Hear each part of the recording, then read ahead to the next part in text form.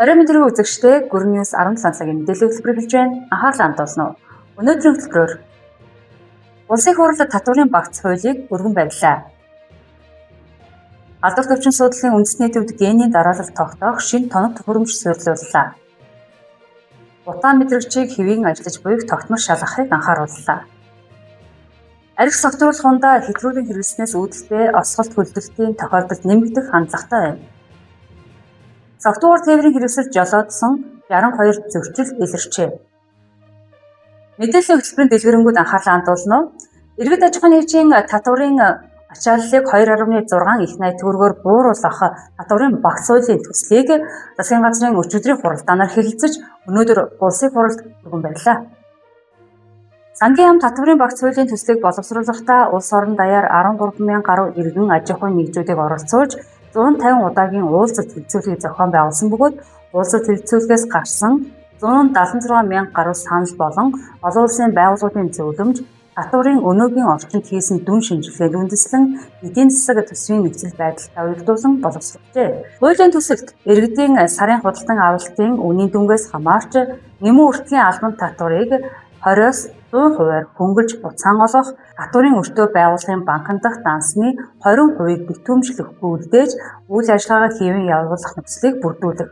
Улаанбаатараас орон нутагт шилжин суух иргэдэд 15 сая төгрөг хүртэлх татварын хөнгөлөлт үзүүлэх, хөдөлмөр эрхэлж буй бүх иргэдийн орлогын хэмжээг хүн амын орлогын албан татвараас хөнгөлөх, аж ахуйн нэгжүүдийн 25%-аар татвар төлөх босхийг 10 тэрбум төгрөг болгон нэмэгдүүлж 6-аас 10 тэрбум төгрөгийн ашигын татварыг 15% болгон бууруулах зэрэг заалтуудыг тусгажээ. Татварын багц хуульд бүх нийтээрээ шударга төлдөг, хариуцлагатай татвар төлөгчдийг дэмждэг тогтолцоог бүрдүүлэхийг зорьсон бөгөөд айл татварын байгууллагын үйл ажиллагааг илүү зөвлөн туслах тогтолцоо руу шилжүүлэн иргэн аж ахуйн нэгжийн татварын ачааллыг зохистой хэмжээнд шатлсан хэлбэрээр бууруулах зэрэг арга хэмжээнүүдийг тусгажээ. Татварын багц хуулийн үр дүнд иргэн аж ахуйн нэгжүүдийн татварын ачаалал 2.6 орчим их найт төгрөгөөр бууруулахаар тооцож дээрх арга хэмжээнүүдийг үе шаттайгаар хэрэгжүүлэхээр төлөвлөд байна. Дараагийн мэдээ танилцуулъя. Бүгд найрамдах Солонгос улсын өвчний хяналт сэргийлэлтийн агентлагийн дэмжлэгтэйгээр хэрэгжиж буй Мерикал төслийн хүрээнд халдвар төвчин судлалын үндэсний төвийн Нянс судлалын лабораторид шинэ үеийн генийн дараалал тогтоох тоног төхөөрөмжийг нийлүүлэн суурилжээ. Халдвар төвчин судлалын үндэсний төвийн Нянс судлалын лабораторид шинэ үеийн генийн дараалал тогтоох тоног төхөөрөмжийг суурилуулахын өмнө 9-р сард халдвар төвчин судлалын үндэсний төвийн Нянс судлалын лабораторийн ажилтнуудад зориулан NGS-ийн чадамж хөгжүүлэх сургалтыг бүгд найрамдах Солонгос улсад зохион байгуулж суур онол лабораторийн дадлага өгөгдөл шинжилгээний сургалтыг хамтдаа хэрэгжүүлсэн байна. Үүний дараа буюу 2025 оны 12 дугаар сард тоног төхөөрөмжийн суурилалтыг бүрэн дуусган 12 сарын 22-наас 24-ний үеүүдэд 3 хоногийн турш халдвар төвчин судлалын Нянс судлалын лабораторийн байранд бодит тоног төхөөрөмжийг ашиглан хэрэглээнд дадлагжуулах сургалтыг зохион байгууллаа. Эх оны эхний хагаст мөн давтан сургалт хийхээр төлөвлөсөн бөгөөд цаашид тасралтгүй техникийн зөвлөгөө дэмжлэгийг үзүүлэн бичил биетний төсвөржилтийн гений шинжилгээнд суурилсан төсвөржилтийн механизм тогтоох төсвөржилтийн хяналтыг таних чадварыг тогтвортойгоор хөгжүүлэн хөгжүүлэхээр төлөвлөж байна. Мэдээ үргэлжилж байна. Дараагийн мэдээ танилцуулъя.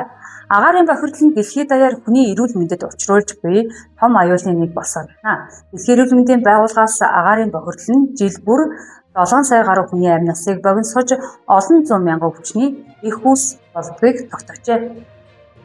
Агаарын бохирдлын түвшин өндөр байх нь зүрх судасны амьсгалын замын өвчин, хорт хавдар зэрэг олон эрүүл мэндийн асуудлыг үүсгэх үндсэн шалтгаан болдог. Улаанбаатар хотод нөхцөл байдал хэдэн жилийн туршид үргэлжилсээр байна. Өдөр тутмын агаар дахь PM2.5 буюу нарийн ширхэгтэй тоосон цэцгийн хэмжээнд дэлхийн эрүүл мэндийн байгууллагын зөвшөөрөгдөх аюулгүй түвшнөөс хэд дахин өндөр байгааг шинжиж анхааруулсаар байна. Энэ үзүүлэлт нь амьсгалын замын өвчин, зүрх судасны өвчний эрсдлийг нэмэгдүүлж, иргэдийн эрүүл мэндэд сөрөг нөлөө үзүүлдэг төдийгүй ялангуяа хүйтний удирдал, гэр хорооллын түүхийн нүүрсээр галлах зуухнуудын агаарын бохирдлын гол их усүр болж байна. Тус асуудлын хүндрэлийг бууруулахад нийслэлийн удирдлага онцгой анхаарч, утаа мэдрэгч төхөөрөмжүүдийн ажиллагааг шалгаж, хяналтаар сайжруулах шаардлагатай болж байна. Иймд нийслэлийн онцгой байдлын газраас утаа мэдрэгчийн зөв ажиллагааг баталгаажуулах, бохирдлын төвшинг тогтмол хянах нь иргэдийн аюулгүй байдал, эрүүл мэндийг хамгаалахад чухал цагийг онцолжээ. Өвлийн өдөр тэр дундаа шинжлэлийн баярын өдрөд тохиож буйтай холбогдуулан арх согтууруулах ундаа хэтрүүлэн хэрэглэснээс үүдэлтэй осголт хөлдөлтийн тохиолдол сүүлийн үед эрс нэмэгдэж байна. Гэмтэл сон асуудлын үндэсний төвийн яаралтай тусламжийн тасагт хоногт дунджаар 300-аас 400 хүн осголт хөлдөлтийн шалтгаанаар эмнэлгийн тусламж үйлчилгээ авчээ. Эдгээр тохиолдлын дийлэнх хувийг 14-өөс 30 хүртэлх насны залуус эзэж буй төдийгүй хөлдөлтийн зэрэг хүнд байгаа тул болзошгүй эрсдлээс урьдчилан сэргийлэхийг мэргэжлийн байгууллагаас анхааруулan сэрэмжлүүлж байна. Өглөөний 8-аас оройн 6 цагийн үед болохоор дандаа нэг ажил сургуульд явдаг ачааллын үед болохоор дандаа машины автобуслууд болон машин зам хөндлөн гарч байгаа мөргүүлэх, халтарж унах, машинтай автобусалд орох гэмтлүүд маш их тохиолдог. Шөнийн цагаар болохоор дандаа архитан согтууралтай холбоотой хүчирхийллүүд, бие махбодын халдах гэмтлүүд маш их тохиолддог.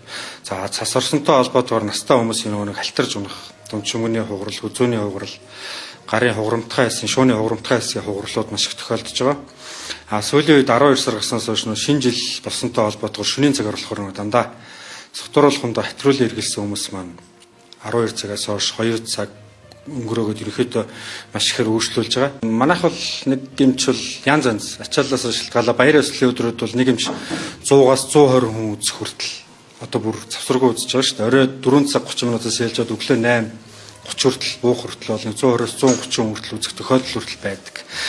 Шөндөө нэг 300-аас 400 хүн нийт маргаан эмнэлгээр өөрчлөлж ийм гэхээр эмч мунаар маань нэг гэрэн 70-аас 100 хүндний хооронд үйлчлүүлдэг гэсэн үг. Ерөнхийдөө бол маш их ачааллтай. Тэгээд Монгол улсын лавлгаа шийтгэлийн эмнэлэг учраас дандаа хүнд хүмүүс ерөнхийдөө хөдөө орон нутгаас болон 9 дүүргээс хамгийн хүнд хүмүүс ирж ерөнхийдөө анхны тусламж аваад цаашдаа манай эмнэлэгт хэвтдэг байгаа. Саяхан 2-3 хоногийн өмнө л тэгэхэд манай эмнэлгийн эмчийг зөвхөн орж ирээ шанаадад авчих сохтуу чи үдсэнгүү ингэсэнгүүгээл бас нэг тохиолдол нэг бол чи манай хүнийг хурдан үдсэнгүү гэсэнгүүгээл хүзүүнээс нь самардаад авчих. Тэгээ цагдаа дэлгэр зөрчлийн тухай хуулиар 100 мянгаар торгуулаад тэр хүн самардуулаад ч юм зохиулаад дормжлуулаад үгэлээрээ дормжлуулаад ингээл өнгөрөх тохиолдлууд бол маш их гарч байгаа. Гол нь хүмүүс маань өөрсдөө маш их ухамсартай тайван хандах хэрэгтэй. Манай дээр 24 цаг дотроо 4 эмч үзлэг хийж байгаа. Битүү гэмтэл дээр 2 хүүхдийн гэмтэл шархны үзлэг гэх 4 газраа үзлэг хийж байгаа. Манай дээр бас харьцангуй ачаал бол ер нь бас яг уу бүр оргил ачаалын үеэрхээс бус туйдууд бол яг хурдан шуурхаа үзүүлж байгаа. Гэмтэл гэдэг маань хүн өглөө гэрээсээ ирүүл саруул гараад гинт одоо машинд мөргүүлдэг ч юм уу бусдад зодуулахдаг гинтийн байдаг учраас хүмүүсийн сэтгэл санаанд цочрол маш их өгдөг. Тэрээр сэтгэл одоо нэг таагүй байдлаа эмч нар сүвлэгч нарт маш их гаргадаг. Одоо гинт зочрол авснаас болоод тэрийг бас жоохон анхаарч маш тайван үйлчлүүлээрэй л гэж хэлмээр. Албан байгууллага аж ахуйн нэгжүүдийн шинэ жилийн өдрүүд үргэлжилж байгаа энэ үед тээврийн хэрэгслийг согтуугаар жолоодох нь нэмэгджээ.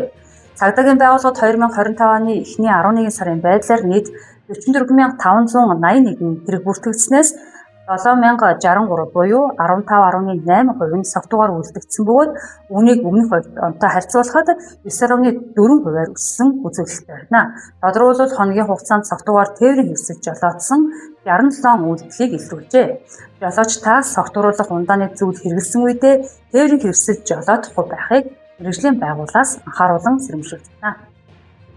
Өргөн Ньюс 17 цагийн мэдээллийн хөтөлбөрөөр үзэгч та бүхэндээ хүргэлээ. Манай мэдээллийн хөтөлбөртэй хамт байсан эрхэм үзэгч та бүхэндээ баярлалаа.